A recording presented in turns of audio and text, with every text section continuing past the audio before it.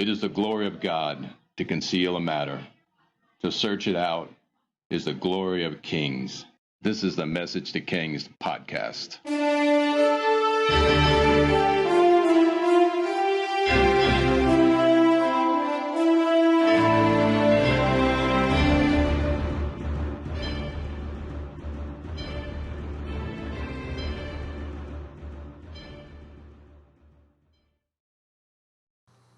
Episode 139, 5 Kings and a Queen, in early 9th century BC.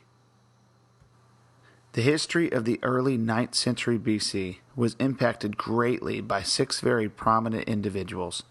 Each of them will make a mark on their generation and the history of the world and their nations. Some for the amazing good and some for notorious evil. Each of them will be responsible for delivering great notable words, each bearing fruit for good or evil. Some will deliver massive military blows and conquest. Others will be soundly defeated. Some will leave a spiritual legacy of God's power and testimony, and others only death and shame. With the fading away of the Egyptians after soundly finding their humility with defeats by Abijah and Asa, the nations are free to do as they please, and with it ambitions arise from the once conquered nations. 900 BC was marked by peace in Judah and strife in northern Israel. Assyria was making its mark on the world already with the taking of Babylon, and with all the city-states it controlled, Assyria was already the nation to be feared the most. Aram was expanding, but only into northern Israel when possible, and against its powerful neighbor Assyria to the east, its expansion had stopped. Omri made sure to solidify his kingdom before his death with a new capital, reduction of Philistine territory, and the subjugation of his neighbor and breadbasket of Moab. Also he did something reminiscent of Solomon. He made friends with Tyre. He even made an arranged marriage for his son Ahab to the princess of Tyre, if you want to call her that, whose name was Jezebel. This brought great commercial ties and wealth to his kingdom. To ally oneself to a naval power has benefits, but this alliance doesn't have the ring of the blessing of Hiram of Tyre was to Solomon. Instead, it rings of soul ties and destruction for northern Israel. All right, to our characters over the next months. To imagine the beginning of the 9th century BC was marked by the birth of 6 babies, and to compare them and to consider them as infants at this point is quite interesting. And this is going to be our introduction to the key players of the early 9th century BC. We start with Ben-Hadad. Ben-Hadad was born in Damascus in modern Syria. His father is king, and the kingdom of Damascus, or Aram, was doing quite well, being at a trading crossroads. The kingdom was militarily ambitious and was finding itself more and more involved in world politics as it expanded into modern Turkey. Ben-Hadad was probably raised to be a king and a man of privilege. Considering his future policies and his direct reports or sub-kingdoms, he's a man of great power and influence and incredibly ambitious. Probably had great schooling in the military arts. And he's going to be aggressive with Ahab and want more and more from him.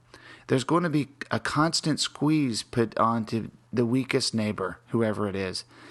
Now that northern Israel has basically taken and oppressed Moab, this left the Arameans only to expand into Israel or modern Turkey. But to expand east was not an option due to the Assyrians. Ben-Hadad, as a child, would have learned statecraft, the sword, and things that were known for kings in his age. He would have received presents from his family of gold and treasures, ornate swords, and he would have learned the bow and the art of the sword quite early. The wealth of the kingdom would have allowed him to have the finest teachers, and religiously he would have learned about his religion, and he would have been a practicer of the customary religious arts of his day and culture. Being only generations from the empire of David and the invasions of Egypt, he was only too keen of the power of militaries, and would have not been a pushover militarily, who would have learned to fight and would have had the knowledge and education of strategy and statecraft. Aram, stuck between Israel, who stood above Egypt, and Assyria to the east, was no piece of cake to manage strategically. For this reason, and for fear of their kingdom, Ben-Hadad would have been taught to be shrewd in foreign politics. A short distance to the east, in Nimrod, Shalmanesor III would rule Assyria. He was born around 900 BC, but could be as late as about 880 BC. The Assyrians were an organized warlike people. Check out what William Durant said about these guys. It's extremely intense. They took their common language and their arts from Samaria, but modified them later into an almost undistinguishable similarity to the language and arts of Babylonia. Their circumstances, however, forbade them to indulge in the effeminate ease of Babylon. From beginning to end, they were a race of warriors, mighty in muscle and courage, abounding in proud hair and beard, standing straight, stern, and solid on their monuments, and bestriding with tremendous feet the East Mediterranean world. Their history is one of kings and slaves, wars and conquests, bloody victories, and sudden defeat. Shalmaneser III would have been trained in war, siege warfare, in contact sport, and violent conquest. The culture of Assyria was probably the biggest motivator in his childhood development. Terror and power projection was everywhere in Assyria. They believed in the power of terror and bragged about their violence and horrible atrocities, for it caused cities to fear them, and it worked in many cases, causing submission without even conflict. But in other cases, it causes massed resistance. Shalmaneser III grew up in a city and empire where women were marginalized and men dominated every aspect of society. Imagine the young prince walking with his tutors in the city, and he stops at a monument. He asks his teacher, "What is this monument, and what is it for?" His teacher responds, "This is the monument and statue commemorating your father's slaughter of the desert people. It tells he decapitated their leaders, enslaved their women and children, and deported to the east who was left. And he took their stuff, and he made piles of corpses." Young Shalmaneser III, who was surrounded by this type of propaganda, took the bait, shook his head, and he could have even said, "Very good." And on to the next question. "What is this other statue for, my teacher?" The Assyrians loved to brag about their atrocities. Not covering them up, they advertised them to show their power. Now do you see why Jonah didn't want to go to Nineveh? He hated these guys because they would show up and destroy life, deport people, and take their stuff. This was the upbringing of Shalmaneser III. To the west of Syria and Aram, in the place of modern Lebanon, Tyre ruled a fairly small city-state, but it had the wealth and prestige of a large state. The forest of Lebanon it controlled, and the island fortress of Tyre was a spectacular sight. Completely enriched in the days of Solomon, Tyre was only growing in prominence and influence. Something did occur around this time, though, in Tyre. The 9th century BC saw a radical shift in their religious philosophies. While Tyre was incredibly prosperous with its fleets and ocean commerce, it was experiencing a religious renewal of sorts. Not in the good kind. Tyre would become the place for the reintroduction of radical Baal worship and its export. Not that it didn't exist. No, it's been continuing for centuries, but it's going to experience a great growth in population as it's going to be exported from Tyre, where it held prominence, to northern Israel, where it will soon hold prominence through the sword of Queen Jezebel. But at 900 BC, we've got to consider Jezebel, like all babies out of the womb, special, probably beautiful, and heartwarming to behold. She was probably the beloved of her parents, who pampered her with gifts of exotic toys and craftsmanship. Her nursery was probably perfumed and dressed in purple to teach her royalty at a young age. She must have developed like most children and educated in the ways of her people, but there was a bent probably in her upbringing of great religiosity in her faith to Baal. Her mother or father must have been quite devoted, considering her bent later. But there must have been something awful that happened in her early years. because of the hatred she will end up carrying. The hate she will carry will be so dark and menacing, we have to compare her to the worst of worst. Take someone like Adolf Hitler. If you look at his childhood, he had an abusive father, and there was severe racism in his blood. There was a demonizing, dreaming ambition that he had, combined with poison gas exposure in World War I, horrible PTSD, and a near-death experience that didn't result in repentance in the light, but deeper demonizing darkness.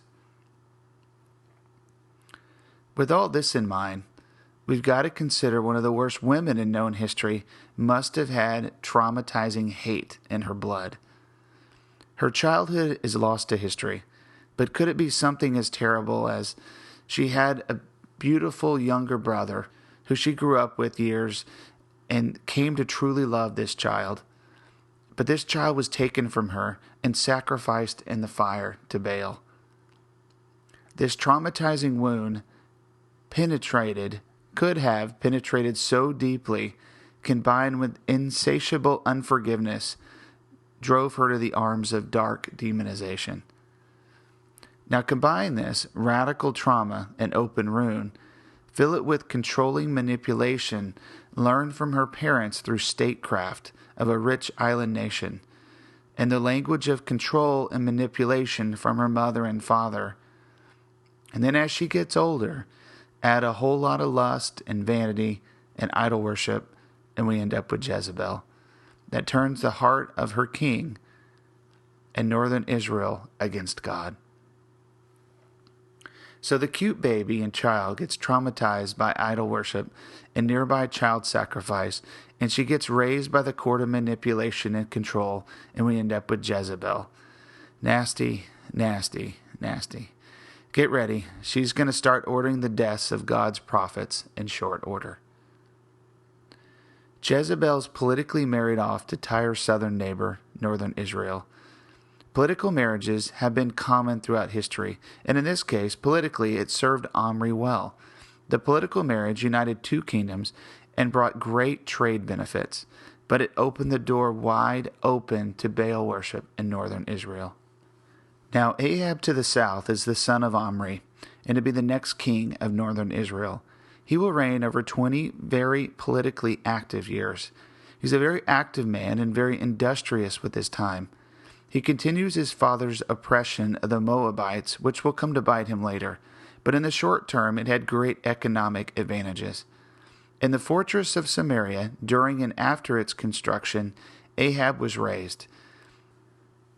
He would have seen a very active father, Omri, fighting wars and conducting military conquest. As Samaria took shape as a huge city on a hill, Ahab saw the influx of riches into northern Israel, and Ahab experiences the benefit of these riches and came to understand he would be the true beneficiary of this kingdom. A palace would be built in Samaria, and it would be beautiful and white, called the Palace of Ivory. In this palace, Ahab married his wife Jezebel, and the two would reign Israel. Ahab's going to become a strange character, quick to pick up a sword and fight an enemy, but at the same time would act bizarre and strange, like in the incident of Naboth's vineyard, when he cried because he couldn't get the man's vineyard.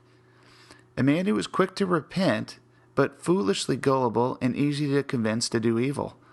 An idol worshiper if he was swayed that way, but a repentant when he saw the power of God, but never steadfast in anything but the blowing of the wind. In fact, he was the perfect king for Jezebel. She knew how to get what she wanted from him and how to manipulate him.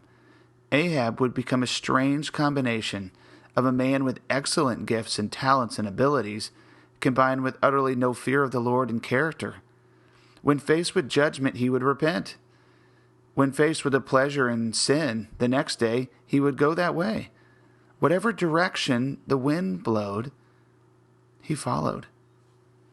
No personal conviction, only the wind of carnal humanity and the direction of whatever spiritual voice is talking to him. This is King Ahab. To the south of northern Israel and Ahab was the direction of kingdom of Judah. and the carrier of the banner of God's people. Asa, who started excellent, ended poorly, but his son's name would be Jehoshaphat. Jehoshaphat would reign about the same time as Ahab, and he would outlive Ahab. He would have his victories on the battlefield, and we will have a moment on the battlefield that will rival Jonathan's attack on the Philistines as one of the worst military moves in history, but brilliant spiritual strategies of all time on the battlefield. Jehoshaphat would have been born about the same time and raised near the temple of the Lord. His heritage would be the Lord's, and his faith would be exemplary. One could say he had great character, learning from his worship of God, but his biggest error would be a family weakness of his. He allowed his son to marry a daughter of Jezebel and Ahab, and he partnered with Ahab on more than one occasion. These actions show a flaw in Jehoshaphat that will allow himself to be manipulated by his more politically ambitious northern neighbor. I get the feel, and it may be wrong, but there was a bit of rejection combined with an inferiority complex that jumped on him here and there because he allowed agreements with Ahab. But this is probably a bit too early to pass judgment. We will see Jehoshaphat was a man of character, and he will finish well, but his greatest failures will come in his relationships with northern Israel. In fact, anyone who allies himself with Ahab and Jezebel will face the consequences. Jehoshaphat would have been in a good place with the reinstituted worship of Yahweh in Judah and the Levitical sacrifices atoning for sin and the covering of God's presence from the temple in Jerusalem. For this reason, Jehoshaphat would have been more advantaged than any other king in his day. We will see in him some human struggles, but we will see in him a faithfulness to God that will remind us of a bit of David. I get the feel in Jehoshaphat there was an authentic authority that he carried combined with the humility learned through years of worshiping God. There is a scene later when Jehoshaphat is sitting with Ahab, and Ahab is bringing before him his prophets who prophesy, and Jehoshaphat says to Ahab, "Is there not a prophet of the Lord in your kingdom?" Jehoshaphat knows the Lord. He's not perfect, but he knows the Lord and discerns the phony from the authentic. I just laugh to consider this statement to the heathen king. Is there no prophet among you? What do you say? Is there a prophet among you? Maybe during Jehoshaphat's raising, the priest taught him to do what Samuel did and to listen to God, to speak to the Lord these words, "Speak, Lord, for I am listening." Somehow this king was spared the end his father faced. Either he was kept from his father during his later years, or he learned what not to become, a man who falls away. In his later years, we will see Jehoshaphat in his finest. All right, we've saved our final character for last. And he's not a king, despite the title I said, but it is Message to Kings. So in a way, we're going to call Elijah a king for today. So we saved our final character for last, and we know so little about him, it's almost funny. So Ahab becomes king and does horrible things all of a sudden. In 1 Kings 17, it says, "Now Elijah the Tishbite from Tishbe in Gilead went to Ahab and prophesied there would be no rain." There's no backstory. No one really seems to know what Tishbites or Tishbe is. At least we know he's from Gilead. So he grew up in northern Israel. We know tons from Elijah's character and actions later, but his youth is a total mystery. But I think that's the point above all points. Elijah was God's answer to the evils of Jezebel and Ahab. And where he came from, only the Lord knows, because he was sent by the Lord. Elijah's name means "My God is Jehovah." Isn't that appropriate? God used the weak to humble the strong. 1 Corinthians 1:27. But God chose the foolish things of the world to shame the wise. God chose the weak things of the world to shame the strong. I like to consider Elijah an orphan. Most likely he wasn't. Maybe it's just me, because he was just a total nobody that appears on the world stage. Isaiah 54:13. all your children will be taught by the Lord, and great will be their peace. Elijah comes out of nowhere onto the world stage. He prophesies a 3-year famine, which takes immediate effect. So he comes from Tishbe. The word Tishbite means captivity. Isn't that interesting? The land of captivity, out comes a prophet to show the people the light. Elijah will show the light to northern Israel in astounding fashion. Next episode, we begin with Jehoshaphat's revival in the south, and we lead into the great spiritual showdown between Elijah and Ahab, and speak to Ahab's actions as he becomes king. To conclude this episode of Message to Kings, let's discuss the Romans 5 effect. Romans 5:20. But where sin increased, grace increased all the more. In the case of Elijah, it speaks of when the darkness rises in the land, God arises in a powerful fashion. We've got to consider something. As Jehoshaphat and the Levites are being faithful in Judah, they're praying for their northern neighbor, and God's answer to their prayers will be the turning of their hearts through a powerful prophet. The rising up of a nobody to preach the gospel is a commonplace with Jesus. Using the nobodies of society and raising them to become the preachers of tomorrow is God's wonderful idea. We are to be the sons and daughters of God. Who better to bring a drug addict out of his addiction than a reformed drug addict? Who better to save a motorcycle gang member than an ex-Hell's Angel gang member? Who better to preach to those in prison than a reformed felon? Who better than a nobody of nobodies, raised in a land filled with demonic control and demonic captivity, to rise up and preach the gospel with signs and wonders?